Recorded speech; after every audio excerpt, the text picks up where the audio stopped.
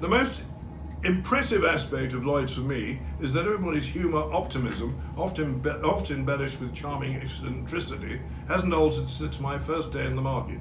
Also, in spite of the fact brokers' thespian skills are playing to a limited audience at the moment, the same basic codes for everyone have never altered. For the underwriters, 1. If you do not intend to write a risk, say so straight away without wasting the broker's time by asking a load of daft questions in order to justify your refusal. A decent broker will always accept piss off, but is likely to get very pissed off with a prolonged negative result. 2. Never humiliate a young broker because he doesn't know what he's talking about, as he's bound to come back and bite you when he does. Also, he might then leave you off any jam to which he has access in order to get his own back. 3. Hat and tie syndrome. If a broker's trying to sell you a hat, do not offer to buy a tie.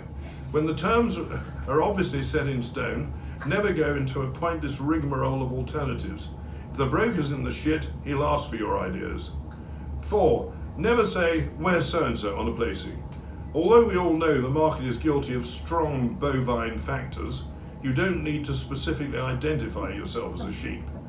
5. Whether you chuck them out or not, always laugh at a broker's jokes, however pathetic. They're egocentric too, so it gives them one reason to come back to see you. Now, so far as the brokers are concerned, 1. Always accept a refusal on the chin with good humour. I often say, I'll get you next time. Although I probably won't, it makes me feel better, and it can put the underwriter on edge for being so beastly. If you don't know the answer, say so.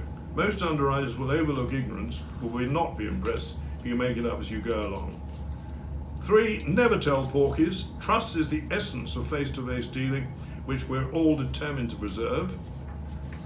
4. Pen up, shut up. In other words, cut the patter when the objective is achieved. I found it's often a good moment to veer into a social topic or maybe tell a joke to staunch any last-moment changes of mind. 5.